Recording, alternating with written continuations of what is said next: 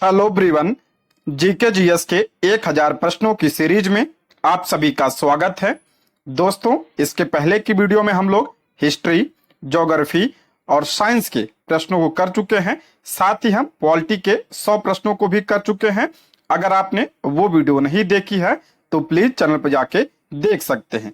आज के इस वीडियो में हम पॉलिटी के 100 प्रश्नों को देखेंगे। दोस्तों, यह वीडियो सभी एग्जाम के लिए इंपॉर्टेंट है और अगर आप इसका पीडीएफ चाहते हैं तो ज्वाइन कीजिए हमारे टेलीग्राम चैनल को, जिसका लिंक आपको डिस्क्रिप्शन बॉक्स या कमेंट बॉक्स में मिल जाएगा। तो चलिए शुरू करते हैं। आज का पहला प्रश्न है, सुमेलित कीजिए। सूची 1 में अनुच्छेद दिया है और सूची 2 में प्रावधान दिया है। देखते हैं। अनुच्छेद 64 इंपॉर्टेंट है ये। अनुच्छेद 64 में क्या प्रावधान है? तो उपराष्ट्रपति राज्यसभा का पदेन सभापति होगा। ये किसमें कहा गया है? तो आर्टिकल 64 में कहा गया है ये। अनुच्छेद 66 इसमें क्या है? तो उपराष्ट्रपति का चुनाव अनुच्छेद 66 में है। अनुच्छेद 70 अन्य आकस्मिकताओं में राष्ट्रपति के कर्तव्यों का निर्वहन किसमें है? अनुच्छेद 70 में है। अनुच्छेद 71 की बात करें तो इसमें क्या है? तो उपराष्ट्रपति के चुनाव संबंधी मामले किसमें है? अनुच्छेद 71 में है। तो इसका राइट आंसर हो जाएगा ऑप्शन ए, इसका करेक्ट आंसर हो जाएगा। अनुच्छेद 64 उपराष्ट्रपति राज्यसभा का पदेन सभापति होगा, आर्टिकल 64 में। आर्टिकल 66 उपराष्ट्रपति का चुनाव। अनुच्छेद 70 अन्य आकस्मिकताओं में राष्ट्रपति के कर्तव्यों का निर्वहन। अनुच्छेद 71 उपराष्ट्रपति के चुनाव संबंधी मामले किसमें है? अनुच्छेद 71 में है। ये सब जो है उपराष्ट्रपति से संबंधित अनुच्छेद है। ठीक है, नेक्स्ट है, उपराष्ट्रपति के उम्मीदवार को कुल मतों के कितने मत प्राप्त नहीं होने पर जमानत राशि जब्त हो जाती है? इंपॉर्टेंट है। उपराष्ट्रपति के उम्मीदवार को कुल मतों के कितने मत प्राप्त नहीं होने पर जमानत राशि जब्त हो जाती है? तो ऑप्शन सी इसका राइट आंसर हो जाएगा, 1/6 मत। ऑप्शन सी इसका करेक्ट आंसर हो जाएगा। उपराष्ट्रपति उम्मीदवार पद के लिए जमानत राशि 15,000 रुपए निर्धारित की गई है। जमानत राशि कितनी निर्धारित की गई है? तो 15,000 रुपए। ध्यान रखिएगा, राष्ट्रपति और उपराष्ट्रपति दोनों के लिए जमानत राशि कितनी है? तो 15,000 रुपए है। एवं यदि उम्मीदवार कुल मतों का 1/6 मत प्राप्त नहीं करता है तो उसकी जमानत राशि जब्त हो जाती है। नेक्स्ट है, निम्नलिखित में से कौन सा युग्म असुमेलित है, यानी कौन सा गलत है? पहला है अनुच्छेद 67। अनुच्छेद 67 में उपराष्ट्रपति का कार्यकाल है, बिल्कुल सही है ये। अनुच्छेद 69 में उपराष्ट्रपति द्वारा शपथ ग्रहण करना, ये भी आपका सही है। अनुच्छेद 63 बहुत इंपॉर्टेंट है ये। अनुच्छेद 63 में भारत का एक उपराष्ट्रपति होगा, बिल्कुल सही है। उपराष्ट्रपति का पद किसमें है? अनुच्छेद 63 में है। अनुच्छेद 65 में उपराष्ट्रपति का चुनाव, ये गलत है। अभी हमने ऊपर पढ़ा कि उपराष्ट्रपति का चुनाव किस आर्टिकल में है? तो आर्टिकल 66 में है। आर्टिकल 65 की बात करते हैं, इसमें क्या है? तो आर्टिकल 65 में उपराष्ट्रपति का आकस्मिक रिक्तियों अथवा राष्ट्रपति की अनुपस्थिति में राष्ट्रपति के कर्तव्यों का निर्वहन का उल्लेख किया गया है। किसमें? आर्टिकल 65 में। यह भी इंपॉर्टेंट है। ठीक है, आर्टिकल 67 में उपराष्ट्रपति का कार्यकाल है। 69 में क्या है? तो उपराष्ट्रपति द्वारा शपथ ग्रहण करना 69 में है। आर्टिकल 63 में उपराष्ट्रपति का पद है। ठीक, नेक्स्ट है, उपराष्ट्रपति की पदा अवधि है। उपराष्ट्रपति का कार्यकाल पूछ रहा है, तो ऑप्शन ए इसका राइट आंसर हो जाएगा, 5 वर्ष। उस दिन से जिस दिन से वे पद ग्रहण करते हैं। ऑप्शन ए इसका करेक्ट आंसर हो जाएगा। अनुच्छेद 67 के अनुसार उपराष्ट्रपति अपने पद ग्रहण की तिथि से 5 वर्ष की अवधि तक पद धारण करेगा। ये किसमें कहा गया है? तो आर्टिकल 67 में कहा गया है। नेक्स्ट है, उपराष्ट्रपति चुनाव के लिए प्रयुक्त संयुक्त अधिवेशन के स्थान पर निर्वाचक मंडल का प्रावधान कौन से संविधान संशोधन अधिनियम के माध्यम से किया गया? इंपॉर्टेंट है ये। उपराष्ट्रपति चुनाव के लिए प्रयुक्त संयुक्त अधिवेशन के स्थान पर निर्वाचक मंडल का प्रावधान किस संविधान संशोधन के द्वारा किया गया? तो ऑप्शन ए इसका राइट आंसर हो जाएगा, 11वें संविधान संशोधन अधिनियम के द्वारा। ऑप्शन ए इसका करेक्ट आंसर हो जाएगा। मूल संविधान में उपराष्ट्रपति चुनाव के लिए संयुक्त अधिवेशन का प्रावधान किया गया था। पहले जो उपराष्ट्रपति का चुनाव होता था ये किसके माध्यम से होता था, तो संयुक्त अधिवेशन के माध्यम से होता था। परंतु 11वें संविधान संशोधन अधिनियम 1961 के माध्यम से इसे बदलकर निर्वाचक मंडल कर दिया गया। अब उपराष्ट्रपति का चुनाव किसके माध्यम से होता है, तो निर्वाचक मंडल के माध्यम से होता है। और निर्वाचक मंडल में कौन कौन शामिल होता है, तो राज्यसभा और लोकसभा के सभी सदस्य इसमें शामिल होते हैं। ध्यान रखिएगा, सभी सदस्य इसमें शामिल होते हैं। नेक्स्ट है, भारत में उपराष्ट्रपति के निर्वाचन में संबंधित विवाद को कौन तय करता है। भारत में उपराष्ट्रपति के निर्वाचन संबंधी विवाद को कौन तय करता है, तो सुप्रीम कोर्ट यानी सर्वोच्च न्यायालय। ऑप्शन सी इसका करेक्ट आंसर हो जाएगा। अनुच्छेद 71 के तहत प्रावधान किया गया है कि राष्ट्रपति व उपराष्ट्रपति के निर्वाचन से संबंधित किसी भी प्रकार के विवाद का निपटारा सर्वोच्च न्यायालय द्वारा किया जाएगा। ये किस आर्टिकल में कहा गया है, तो आर्टिकल 71 में इसका प्रावधान किया गया है। भारत में उपराष्ट्रपति के निर्वाचन में संबंधित विवाद को सर्वोच्च न्यायालय में ही सुना जाता है, यानी सुप्रीम कोर्ट में। ठीक है, नेक्स्ट है, उपराष्ट्रपति के संदर्भ में यह कहना सही है कि, उपराष्ट्रपति के बारे में दिया है तो ऑप्शन डी इसका राइट आंसर हो जाएगा। यह कि भारत का उपराष्ट्रपति राज्यसभा का पदेन सभापति होता है। सभी को पता है जो भारत का उपराष्ट्रपति होता है ये राज्यसभा का पदेन सभापति होता है। ठीक है, और किस आर्टिकल में कहा गया है ये, तो आर्टिकल 64 में इसका उल्लेख है। तो ऑप्शन डी इसका करेक्ट आंसर हो जाएगा। अनुच्छेद 63 के अनुसार भारत का एक उपराष्ट्रपति होगा। उपराष्ट्रपति का पद किसमें है, तो आर्टिकल 63 में है। तथा अनुच्छेद 64 के अनुसार उपराष्ट्रपति राज्यसभा का पदेन सभापति होगा। ठीक है, ये ध्यान रखिएगा। नेक्स्ट, निम्नलिखित में से कौन सा युग्म असुमेलित है, यानी कौन सा गलत है। इधर आपका उप प्रधानमंत्री का नाम दिया है और इधर प्रधानमंत्री के नाम दिए हैं, तो इसका राइट आंसर हो जाएगा ऑप्शन सी इसका करेक्ट आंसर हो जाएगा। यशवंत राव चौहान बीपी सिंह, ये आपका गलत है। ऑप्शन क्या हो जाएगा, सी इसका करेक्ट आंसर हो जाएगा। ठीक है, मोरारजी देसाई उप प्रधानमंत्री, इंदिरा गांधी प्रधानमंत्री, यशवंत चौहान आपका हो जाएगा चौधरी चरण सिंह, चौधरी देवीलाल बीपी सिंह, बाबू जगजीवन राम मोरारजी देसाई, चौधरी चरण सिंह मोरारजी देसाई प्रधानमंत्री, सरदार पटेल आपका उप प्रधानमंत्री। प्रधानमंत्री कौन, पंडित जवाहरलाल नेहरू, चौधरी देवीलाल किसके समय में, चंद्रशेखर के समय में, लाल कृष्ण आडवाणी ये अटल बिहारी वाजपेयी प्रधानमंत्री थे और लाल कृष्ण आडवाणी क्या थे, उस समय उप प्रधानमंत्री थे। ठीक है, नेक्स्ट है, निम्नलिखित में से कौन से संविधान संशोधन अधिनियम के द्वारा केंद्र में मंत्रिपरिषद के आकार को परिसीमित किया गया। मोस्ट इंपॉर्टेंट है, किस संविधान संशोधन अधिनियम के द्वारा केंद्र में मंत्रिपरिषद के आकार को परिसीमित किया गया, तो ऑप्शन सी इसका राइट आंसर हो जाएगा। 91वें संविधान संशोधन के द्वारा, ऑप्शन सी इसका करेक्ट आंसर हो जाएगा। 91वें संविधान संशोधन अधिनियम 2003 के द्वारा केंद्र में मंत्रिपरिषद के आकार में परिवर्तन किया गया। इस संशोधन में प्रावधान किया गया कि प्रधानमंत्री सहित मंत्रिपरिषद की अधिकतम संख्या लोकसभा की कुल संख्या की 15% से अधिक नहीं होगी। मोस्ट इंपॉर्टेंट पॉइंट है ये। इस संशोधन में प्रावधान किया गया कि प्रधानमंत्री सहित जो मंत्रिपरिषद है, मंत्रिपरिषद की अधिकतम संख्या लोकसभा की कुल संख्या का 15% से अधिक नहीं होगी। ये कई बार एग्जाम में पूछा गया है, तो ध्यान रखिएगा इसको। ठीक है, नेक्स्ट है, प्रधानमंत्री की नियुक्ति के समय, करा प्रधानमंत्री की नियुक्ति के समय, तो इसका राइट आंसर हो जाएगा ऑप्शन डी। जरूरी नहीं है कि वह संसद की दोनों सदनों में से किसी सदन का सदस्य हो, परंतु उसे 6 माह के अंदर आवश्यक रूप से दोनों सदनों में किसी एक सदन का सदस्य होना आवश्यक है। ये ऑप्शन डी इसका करेक्ट आंसर हो जाएगा। देखिए, किसी एक व्यक्ति को जो किसी सदन का सदस्य ना हो 6 माह के लिए प्रधानमंत्री नियुक्त किया जा सकता है। इस समयावधि में उसे संसद के किसी भी सदन का सदस्य बनना पड़ेगा। अन्यथा प्रधानमंत्री का पद रिक्त माना जाएगा। राष्ट्रपति सभी मंत्रियों को शपथ दिलाते हैं।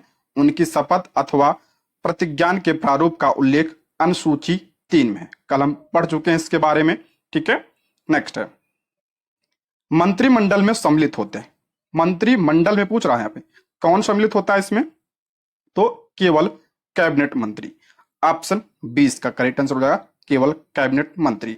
देखिए संविधान में 3 स्तर के मंत्रियों का उल्लेख है। एक आपका हो जाएगा कैबिनेट मंत्री, दूसरा आपका राज्य मंत्री और तीसरा आपका क्या है, उप मंत्री।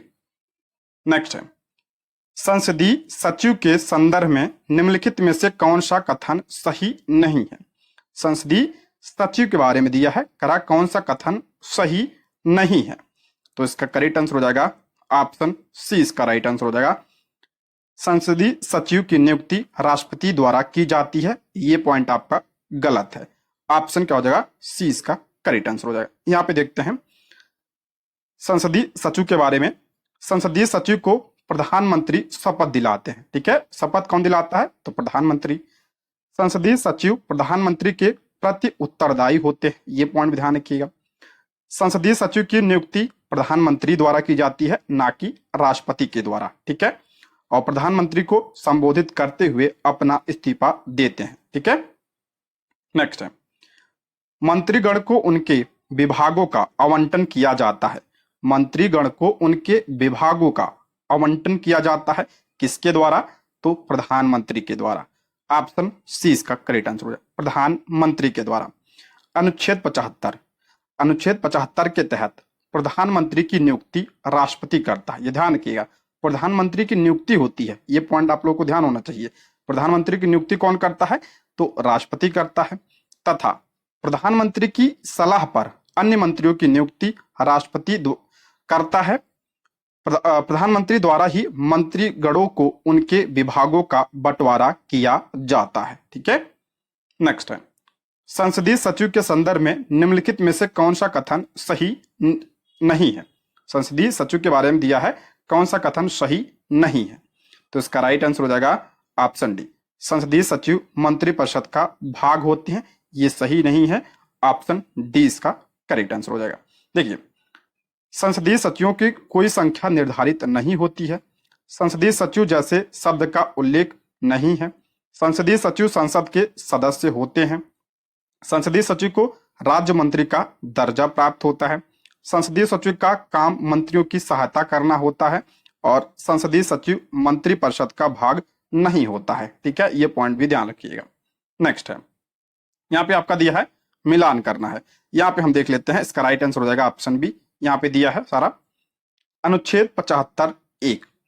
अनुच्छेद 75(1) में क्या है, तो प्रधानमंत्री की नियुक्ति राष्ट्रपति करेगा, 21 में है, तो 75(1) में है।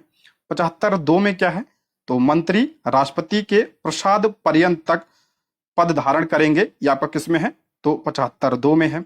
75(3) में क्या है, तो मंत्रिपरिषद लोकसभा के प्रति सामूहिक रूप से उत्तरदायी होगी। ये मोस्ट इंपॉर्टेंट है, पूछा जाता है मंत्रिपरिषद किसके प्रति उत्तरदायी होती है, तो लोकसभा के प्रति सामूहिक रूप से उत्तरदायी होती है। कि किस आर्टिकल में कहा गया है, तो 75(3) में कहा गया है, ठीक है। इसको भी आप लोग ध्यान रखिएगा, पूछा जाता है ये प्रश्न। अनुच्छेद 75(4) में क्या है, तो राष्ट्रपति मंत्रियों को पद एवं गोपनीयता की शपथ दिलाएगा। ये किस में है, तो 75(4) में है। नेक्स्ट है, निम्नलिखित में से कोई भी व्यक्ति कितने समय तक बिना संसद का सदस्य रहे मंत्री का पद धारण कर सकता है, तो इसका राइट आंसर हो जाएगा 6 माह तक। ऑप्शन सी इसका करेक्ट आंसर हो जाएगा। संविधान के अनुच्छेद 75(5) के अनुसार मंत्री बनने हेतु संसद का सदस्य होना चाहिए। यदि कोई मंत्री संसद का सदस्य नहीं है तो उसे पद ग्रहण करने के 6 माह के भीतर संसद का सदस्य बनना पड़ेगा, अन्यथा उसका मंत्री पद समाप्त हो जाएगा। जैसे अभी हमने प्रधानमंत्री के बारे में पढ़ा, वही चीज है, ठीक है। नेक्स्ट है, निम्नलिखित में से मंत्रियों के बीच कार्य आवंटन के नियम किसके द्वारा बनाए जाते हैं। निम्नलिखित में से मंत्रियों के बीच कार्य आवंटन के नियम किसके द्वारा बनाए जाते हैं, तो राष्ट्रपति के द्वारा। ऑप्शन ए इसका राइट आंसर हो जाएगा। संविधान के अनुच्छेद 77 के अनुसार राष्ट्रपति मंत्रियों के बीच कार्य के बंटवारे हेतु कार्य आवंटन के नियम बनाते हैं। नेक्स्ट है, निम्नलिखित में से बिना अनुमति के कितने दिन संसद से अनुपस्थित रहने पर किसी सांसद को अयोग्य घोषित किया जा सकता है? इंपॉर्टेंट है, कई बार पूछा गया है। निम्नलिखित में से बिना अनुमति के कितने दिन संसद से अनुपस्थित रहने पर किसी सांसद को अयोग्य घोषित किया जा सकता है? तो ऑप्शन बी 60 दिन। ऑप्शन बी इसका करेक्ट आंसर हो जाएगा। अनुच्छेद 101 के अनुसार वह संसद के अधिवेशनों से लगातार 60 दिन बिना बताए अनुपस्थित हो तो उसे अयोग्य घोषित किया जा सकता है। ये किसमें कहा गया है? तो अनुच्छेद 101 में कहा गया है। ठीक है, नेक्स्ट है, भारतीय संविधान के किस अनुच्छेद के अंतर्गत नई अखिल भारतीय सेवाएं स्थापित करने का अधिकार प्राप्त है? इंपॉर्टेंट है ये। भारतीय संविधान के किस अनुच्छेद के अंतर्गत नई अखिल भारतीय सेवाएं स्थापित करने का अधिकार प्राप्त है? तो ऑप्शन सी इसका राइट आंसर हो जाएगा, आर्टिकल 312।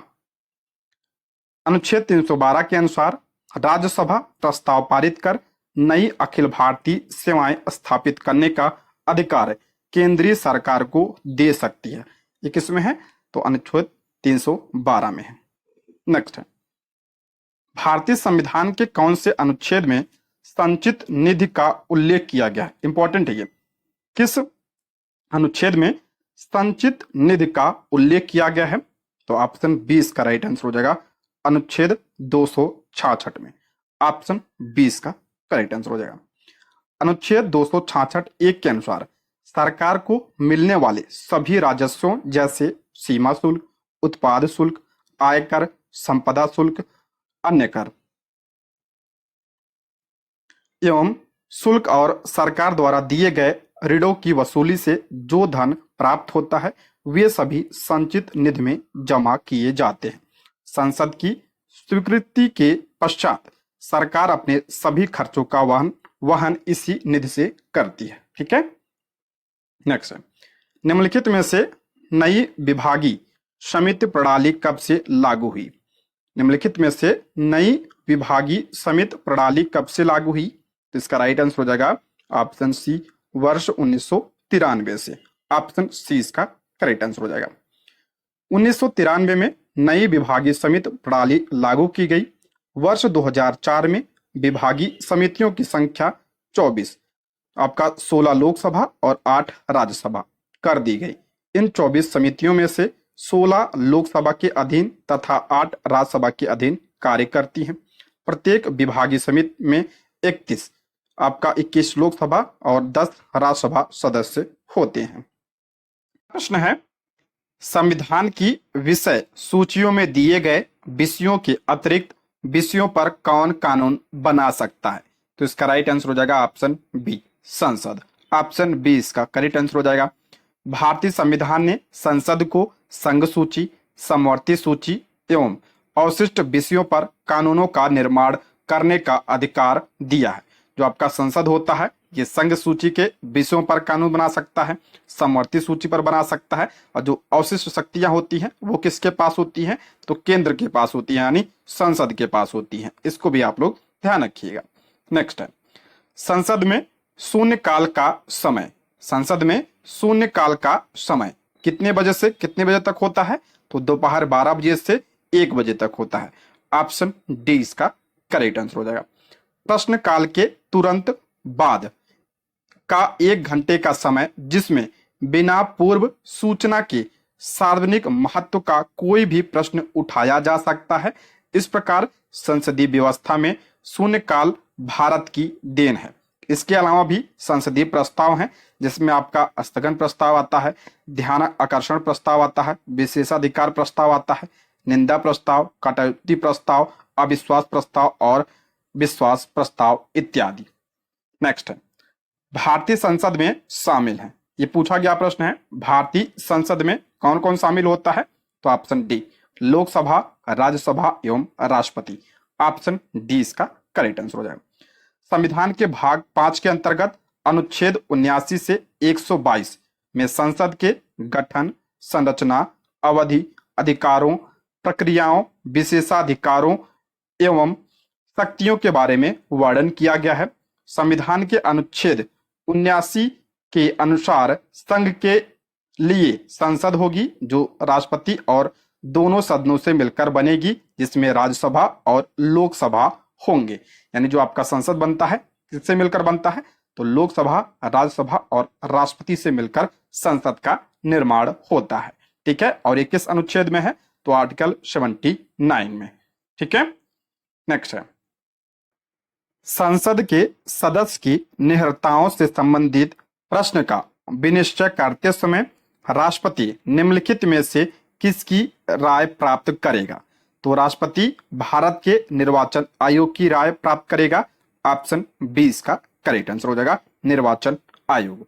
नेक्स्ट है निम्नलिखित में से संविधान के कौन से भाग में संसद के गठन, संरचना, अवधि इत्यादि का वर्णन किया गया है। अभी हमने पढ़ा, ऑप्शन 20 का राइट आंसर हो जाएगा भाग 5 में। ऑप्शन 20 का करेक्ट आंसर हो जाएगा। संविधान के भाग 5 के अंतर्गत अनुच्छेद 79 से अनुच्छेद 122 तक संसद के गठन, संरचना, अवधि, अधिकारियों, प्रक्रिया, विशेषाधिकारों व शक्तियां आदि के बारे में वर्णन किया गया है। ठीक है, आर्टिकल 79 से आर्टिकल 122 तक। और किस भाग में है, तो भाग 5 में।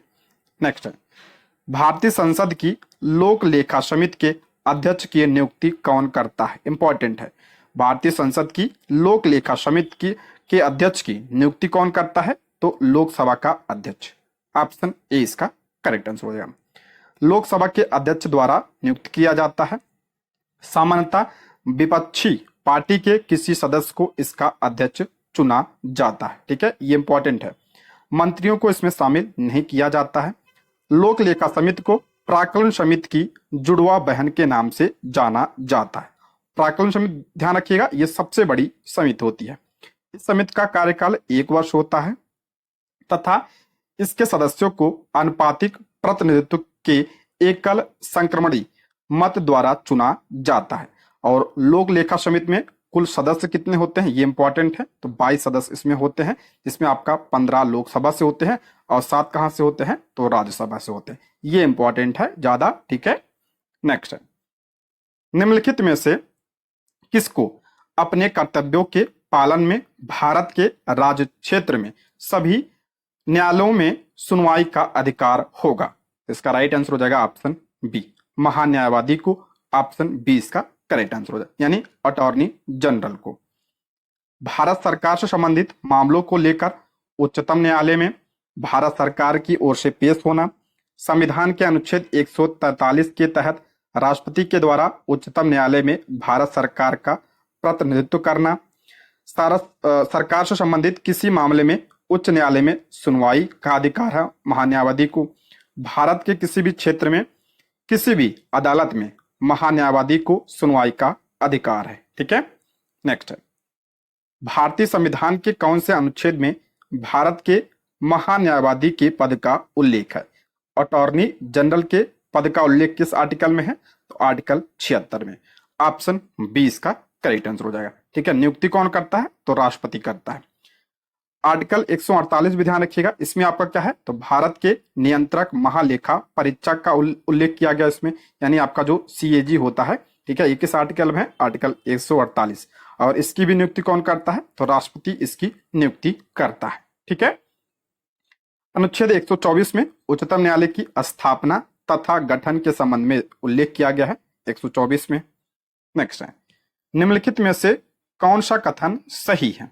इसमें पूछ रहा है कौन सा कथन सही है, तो ऑप्शन बी, भारत के राष्ट्रपति द्वारा ऐसे व्यक्ति को महान्यायवादी नियुक्त किया जाता है जो उच्चतम न्यायालय के किसी न्यायाधीश की नियुक्ति के लिए योग्यता रखता हो। ठीक है, ऑप्शन बी इसका करेक्ट आंसर हो जाएगा। संविधान के भाग 5 अनुच्छेद 76 में भारत के महान्यायवादी का उपबंध किया गया है। संविधान के अनुच्छेद 76(1) के उपबंध है कि राष्ट्रपति उच्चतम न्यायालय का न्यायाधीश नियुक्त होने के योग्य किसी व्यक्ति को भारत का महान्यायवादी नियुक्त करेगा। संविधान में महान्यायवादी के कार्यकाल का निर्धारण नहीं किया गया है, ध्यान रखिएगा, इसे हटाने को लेकर कोई व्यवस्था नहीं है। या राष्ट्रपति के प्रसाद पर्यंत पद धारण करता है, अर्थात राष्ट्रपति किसी भी समय उसे हटा सकता है। अनुच्छेद 76(3) में उपबंध है कि राष्ट्रपति द्वारा तय पारिश्रमिक उसे प्राप्त होगा, यानी जो आपका वेतन होगा, ठीक है। संविधान में इसका यानी वेतन तय नहीं किया गया, ये पॉइंट भी आप लोग ध्यान रखिएगा। राष्ट्रपति जो चाहेगा वही। नेक्स्ट है, भारत के महान्यायवादी को कौन नियुक्त करता है? महान्यायवादी को अभी बताया तो राष्ट्रपति करता है। ऑप्शन डी इसका करेक्ट आंसर हो जाएगा, राष्ट्रपति। भारत के महान्यायवादी की नियुक्ति राष्ट्रपति मंत्रिमंडल की सलाह से करता है, ठीक है, मंत्रिमंडल की सलाह से करता है। नेक्स्ट है, भारत के महान्यायवादी के संदर्भ में सही नहीं है। कौन सा कथन पूछ रहा? सही नहीं है। ऑप्शन डी इसका राइट आंसर हो जाएगा, उसे संयुक्त बैठक में भाग लेने तथा मत देने का अधिकार, यानी कि मत देने का अधिकार नहीं है। ऑप्शन डी इसका करेक्ट आंसर हो जाएगा।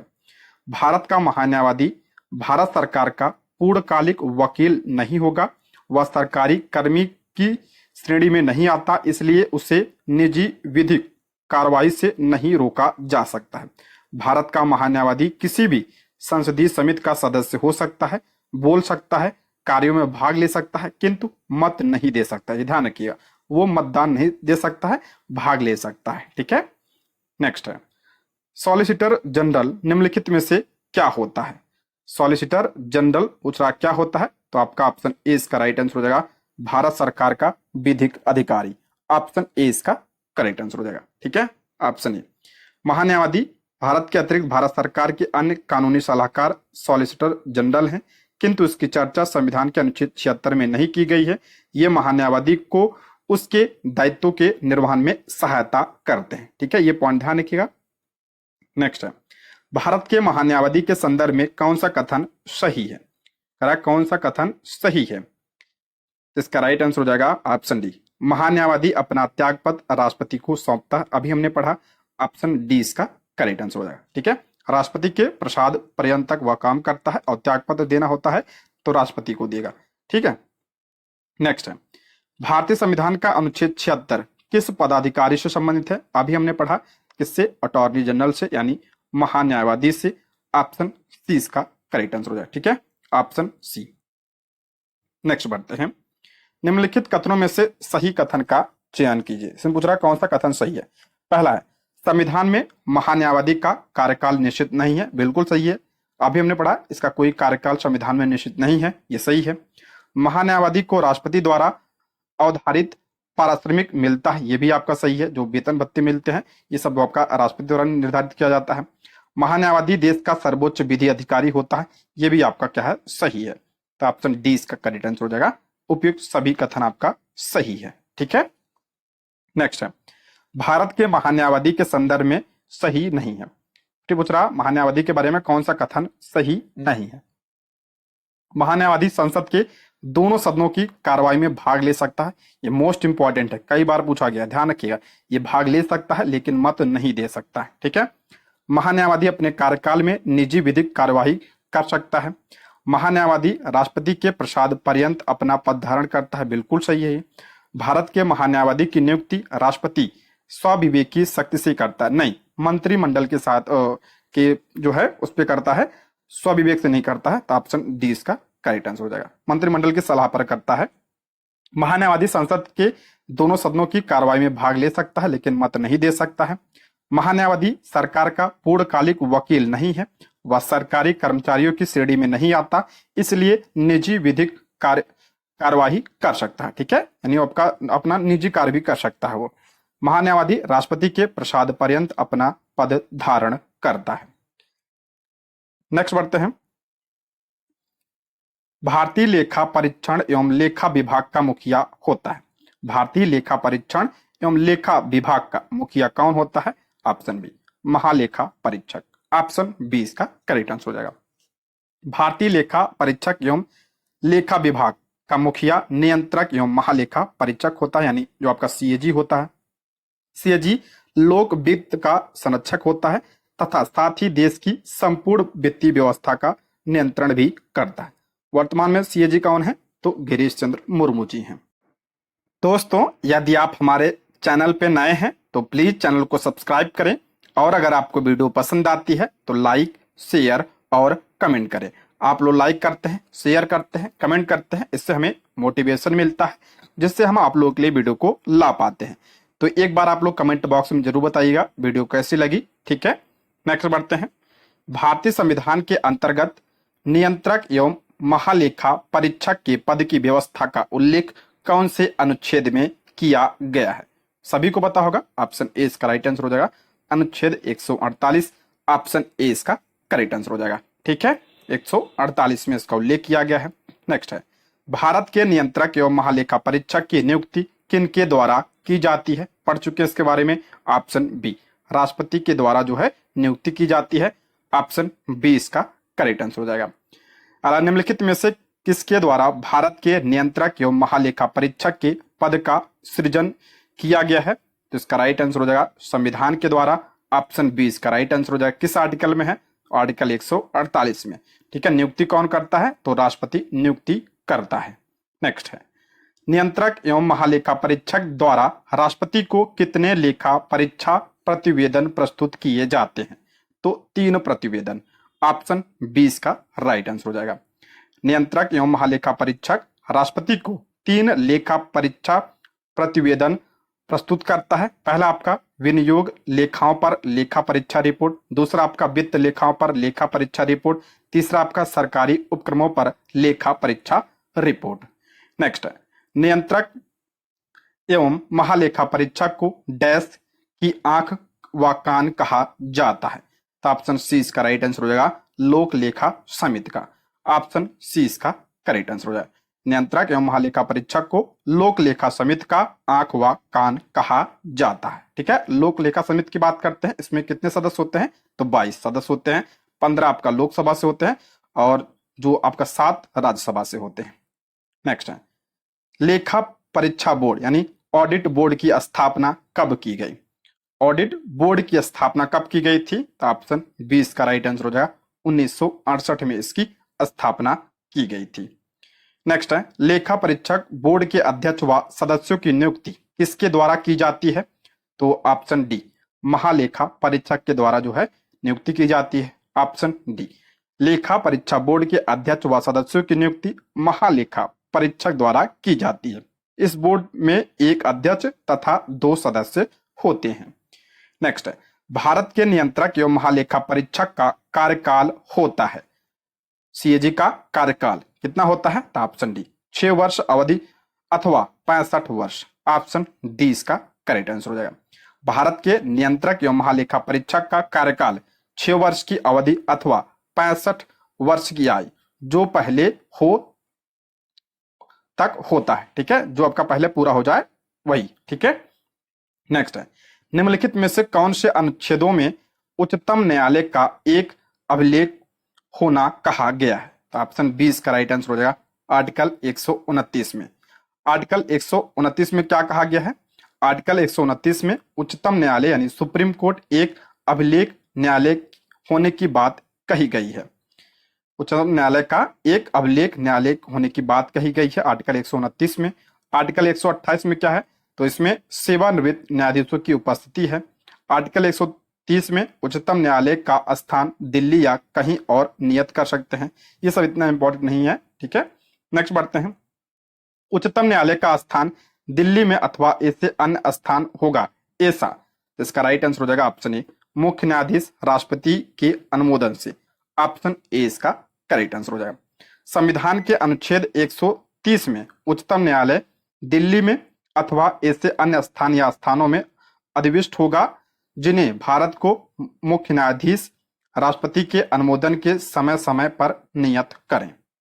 नेक्स्ट है, उच्चतम न्यायालय का न्यायाधीश किसको संबोधित करते हुए अपना त्याग पत्र देता है?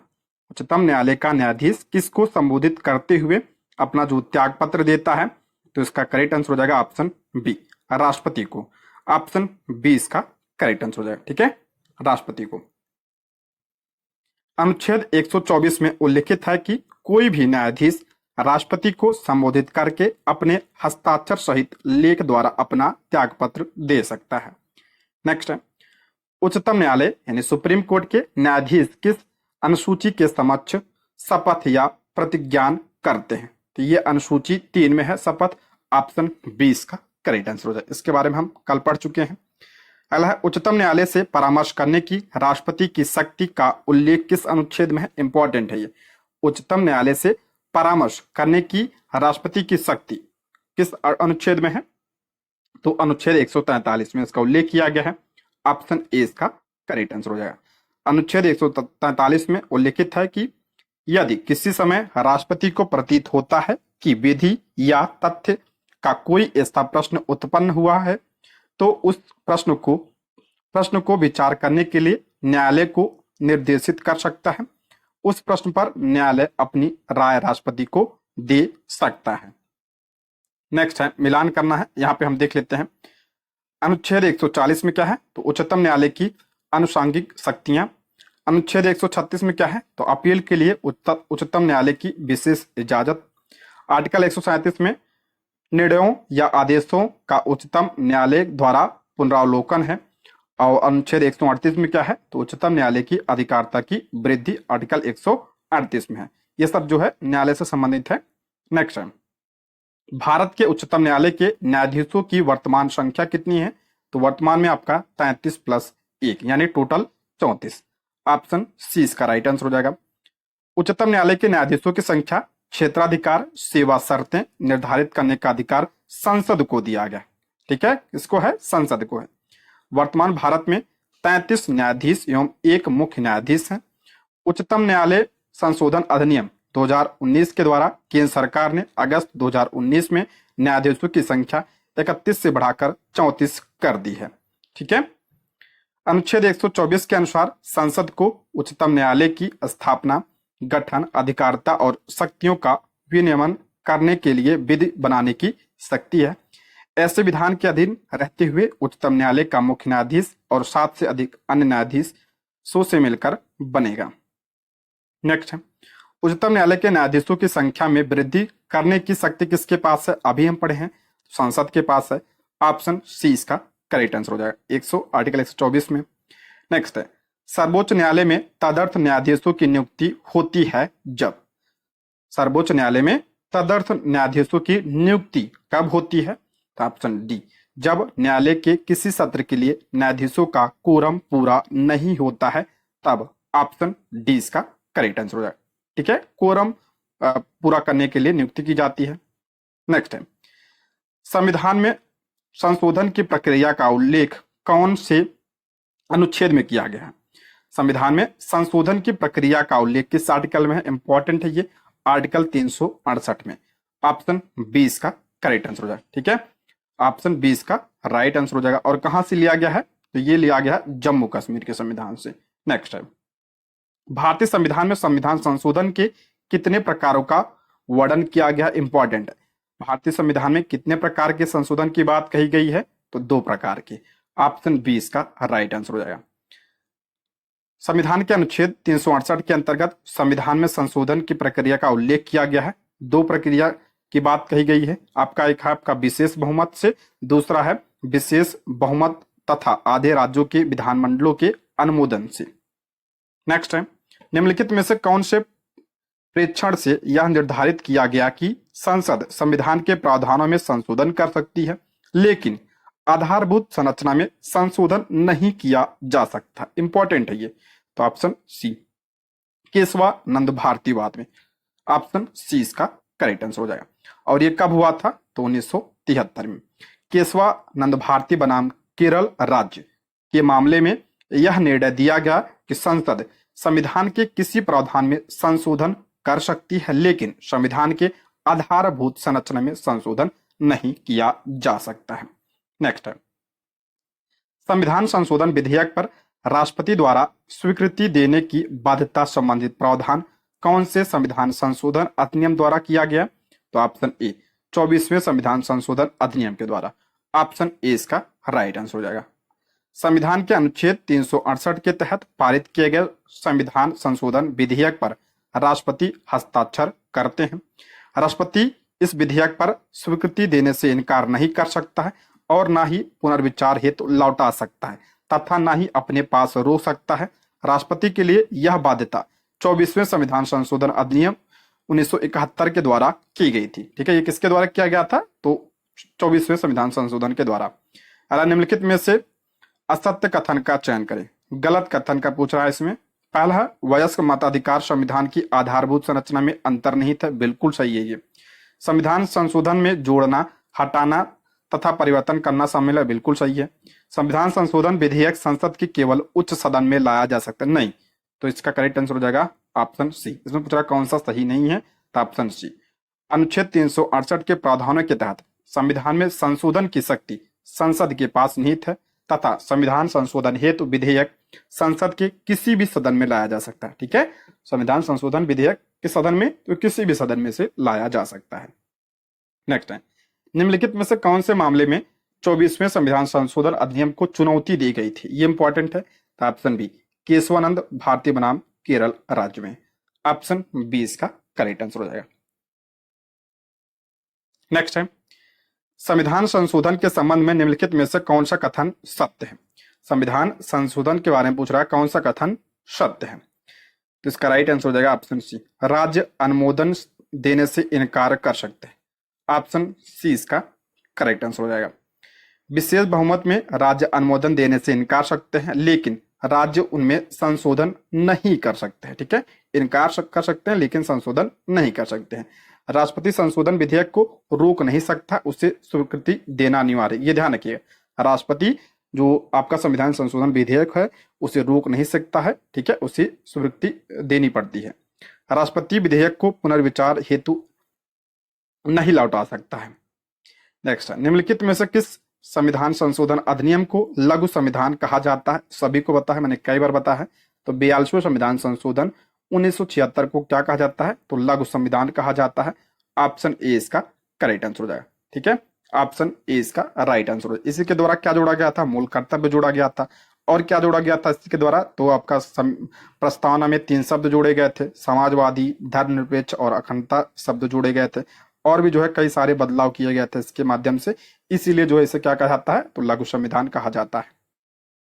नेक्स्ट है, निम्नलिखित में से कौन से वाद में न्यायालय ने कहा कि संसद मौलिक अधिकारों में संशोधन नहीं कर सकती है? तो हम पढ़ चुके हैं इसके बारे में। ऑप्शन सी, गोलकनाथ मामले में। ऑप्शन सी, गोलकनाथ बनाम पंजाब राज्य 1967 के मामले में 11 न्यायाधीशों की संविधान पीठ ने यह निर्णय दिया कि संसद मौलिक अधिकारों में संशोधन नहीं करेगी। ये किस में कहा गया था? तो गोलकनाथ बनाम पंजाब राज्य में कहा गया था ये। अगला, निम्नलिखित में से कौन से संविधान संशोधन अधिनियम के द्वारा पहली बार संविधान में दल बदल विरोधी प्रावधान किया गया? मोस्ट इंपॉर्टेंट है ये।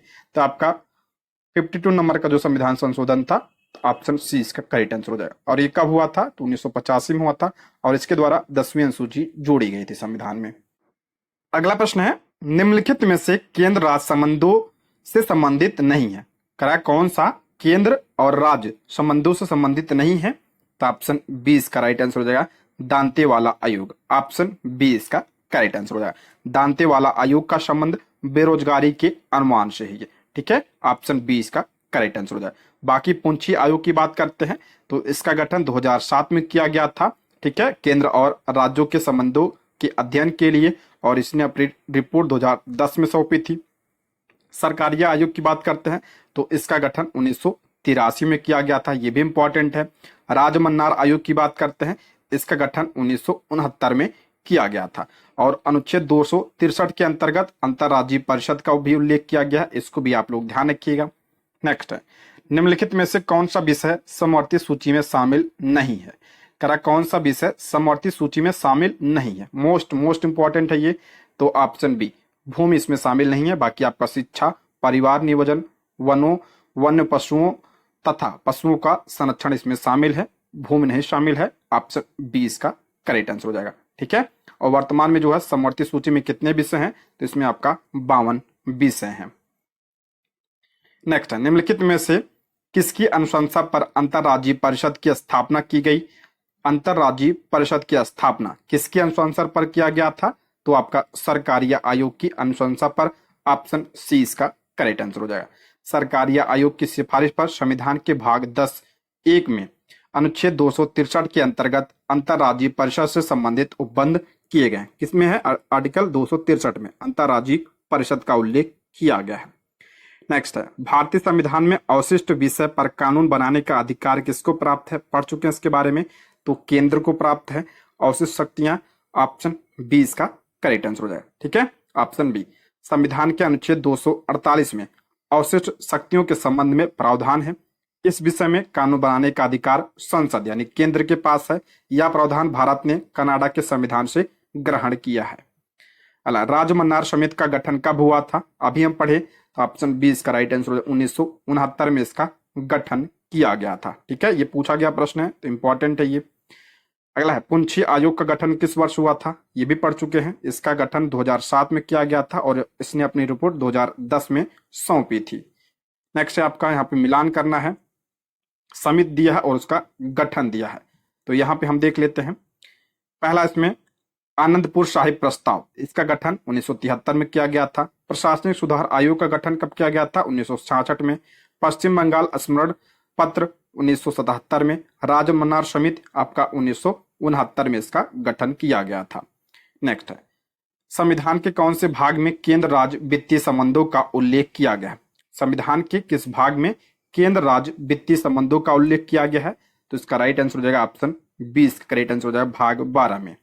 संविधान के भाग 12 में अनुच्छेद 268 से 293 तक केंद्र वित्तीय संबंधों की चर्चा की गई है। केंद्र और राज्य वित्तीय संबंधों की बात की गई है। नेक्स्ट है, केंद्र और राज्यों के मध्य वैधानिक शक्तियों के बंटवारे का उल्लेख है, तो इसमें किसमें है? तो 7वीं अनुसूची में है। ऑप्शन डी इसका राइट आंसर हो जाएगा 7वीं अनुसूची में। इसी में आपका क्या है? संघ सूची है, राज्य सूची है और क्या है आपका समवर्ती सूची है। संघ सूची पर कानून कौन बनाता है? तो आपका संघ सरकार बनाता है यानी संसद बनाती है। राज्य सूची पर आपका राज्य बनाता है। समवर्ती सूची पर आपका दोनों बनाते हैं, राज्य भी बनाता है और जो है केंद्र भी बनाता है। संघ सूची में आपका 100 विषय है, राज्य सूची में आपका 61 विषय है और समवर्ती सूची में वर्तमान में 52 विषय हैं। अला प्रथम मतदाता दिवस कब मनाया गया था? प्रथम मतदाता दिवस कब मनाया गया? तो ऑप्शन 20 का राइट आंसर हो जाएगा, ऑप्शन सी इसका करेक्ट आंसर हो जाएगा 25 जनवरी 2011 में।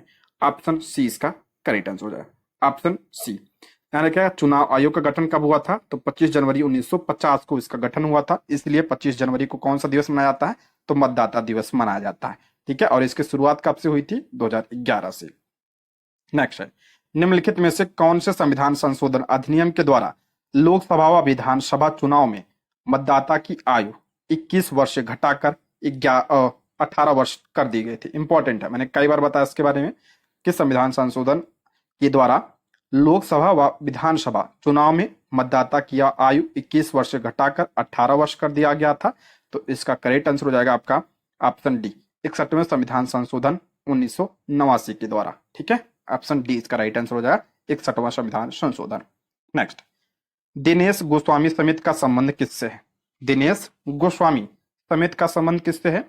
तो निर्वाचन सुधारों से है। ऑप्शन 20 का राइट आंसर हो जाएगा। दिनेश गोस्वामी समिति का संबंध निर्वाचन संबंधी सुधारों से है।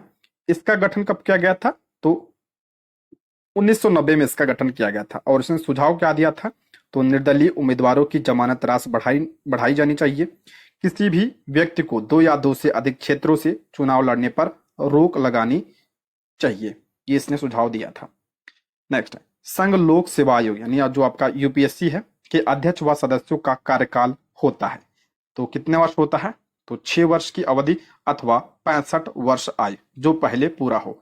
ऑप्शन ए इसका करेक्ट आंसर हो जाएगा। ठीक है, ऑप्शन ए। नेक्स्ट है आपका मिलान करना है, यहाँ पे हम देख लेते हैं। ऑप्शन ए इसका राइट आंसर हो जाएगा। अनुच्छेद 316 में क्या है आपका? लोक सेवा आयोग सदस्यों की नियुक्ति है, अनुच्छेद 316 में। 320 में क्या है आपका? लोक सेवा आयोग के कार्य है। अनुच्छेद 322 में क्या है? तो लोक सेवा आयोग का खर्च है। अनुच्छेद 323 में क्या है? तो लोक सेवा आयोग प्रतिवेदन है, अनुच्छेद 323 में।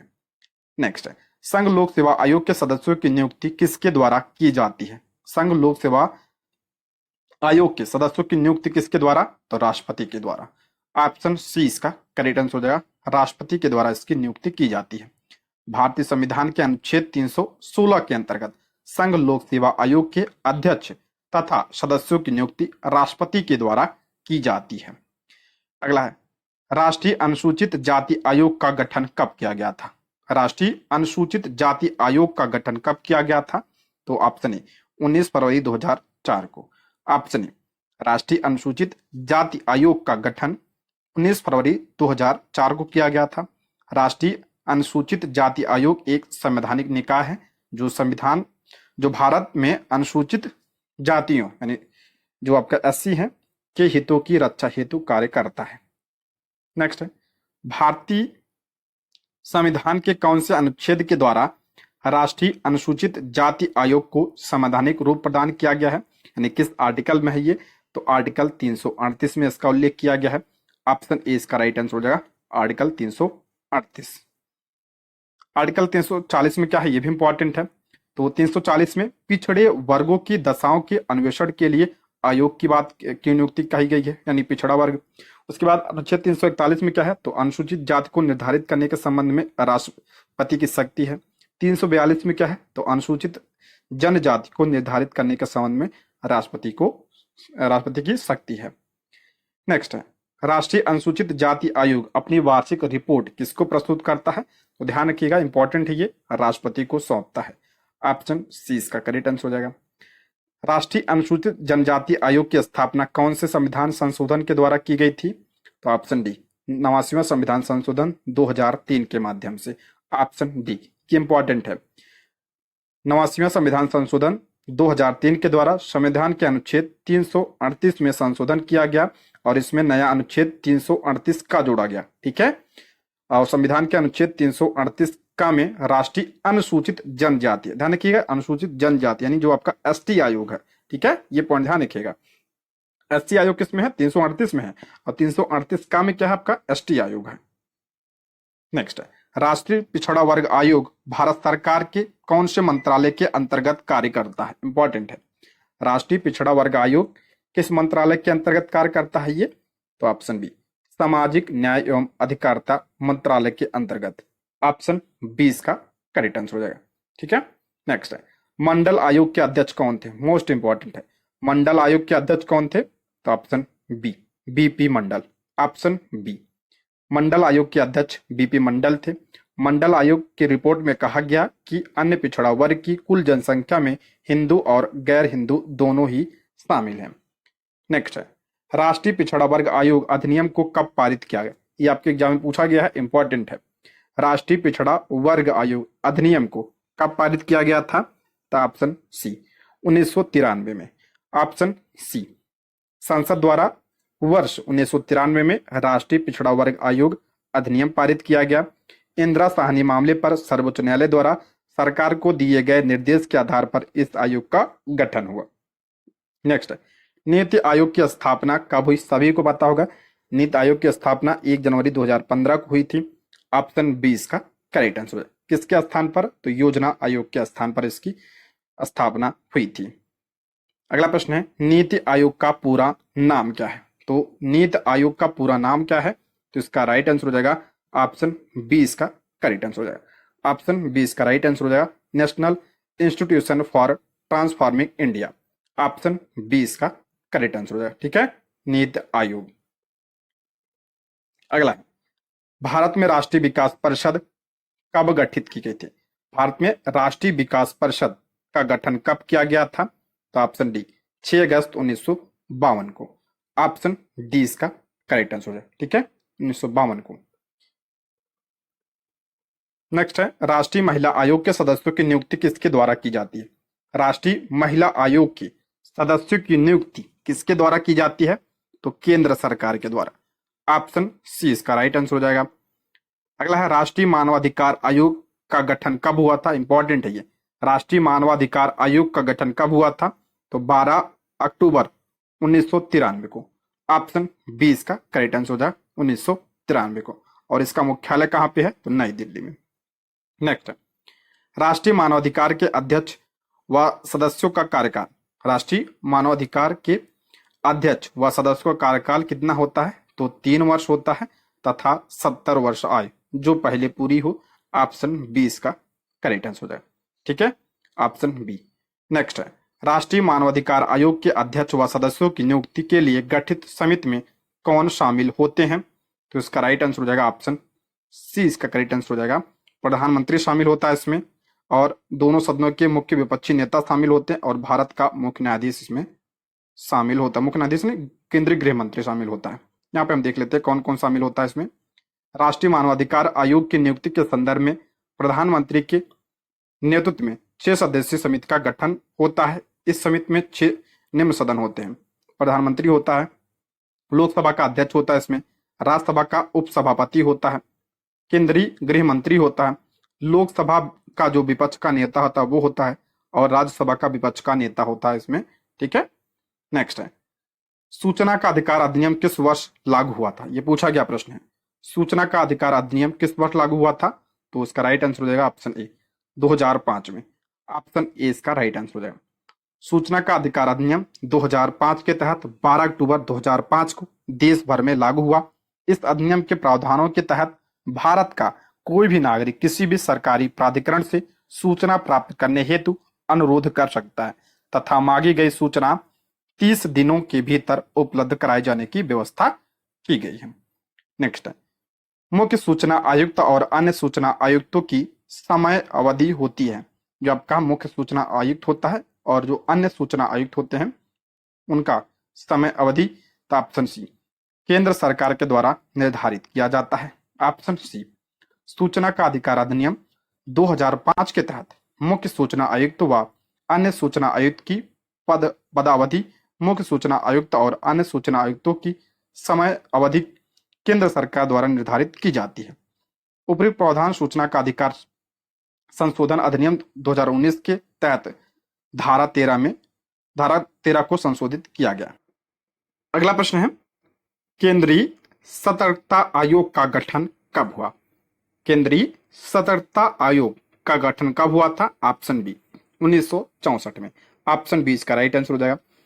केंद्र सरकार द्वारा पारित एक प्रस्ताव के अंतर्गत केंद्रीय सतर्कता आयोग का गठन वर्ष 1964 में किया गया था। यह सरकारी तंत्र में भ्रष्टाचार को रोकने के लिए एक प्रमुख निकाय है। नेक्स्ट है, केंद्रीय सतर्कता आयोग किस समिति की सिफारिश पर गठित हुआ था? तो इसका गठन जो है के संथानम समिति पर किया गया था। ऑप्शन ए इसका करेक्ट आंसर हो जाएगा। नेक्स्ट है, केंद्रीय सतर्कता आयुक्त व सदस्यों का कार्यकाल कितना होता है? तो 4 वर्ष होता है अथवा 65 वर्ष की आयु जो आपका पहले पूरा हो। ऑप्शन ए इसका राइट आंसर हो जाएगा। नेक्स्ट है, व्हिसल ब्लोअर संरक्षण अधिनियम को राष्ट्रपति ने स्वीकृति दी तो कब दिया था? ऑप्शन ए इसका राइट आंसर हो जाएगा 13 मई 2014 को। ऑप्शन ए इसका राइट आंसर हो जाएगा। 13 मई 2014 में व्हिसल ब्लोअर संरक्षण अधिनियम को राष्ट्रपति से स्वीकृति मिली। व्हिसल ब्लोअर संरक्षण विधेयक वर्ष 2011 में आया। व्हिसल ब्लोअर से तात्पर्य भ्रष्टाचार की जानकारी देने से है। ठीक है, तो ऑप्शन ए इसका राइट आंसर हो जाएगा। ठीक दोस्तों, पॉलिटी के सारे प्रश्न हमने कर लिए और ज्योग्राफी की भी हमने कर लिए हैं और साइंस का भी कंप्लीट हो गया, हिस्ट्री का भी कंप्लीट हो गया, इकोनॉमिक्स बचा है। अगर आप लोग कमेंट बॉक्स में कहेंगे तो इकोनॉमिक्स भी करा देंगे। ठीक है, और इसका पीडीएफ आपको जो है शाम 5 बजे मिलेगा। ठीक है, तो पीडीएफ के लिए आप लोग टेंशन मत लीजिएगा, 5 बजे आपको जो है पीडीएफ मिल जाएगा। ठीक, और कमेंट बॉक्स में बताइए वीडियो कैसी लगी। ये रहे आज के प्रश्न। Thank you for watching.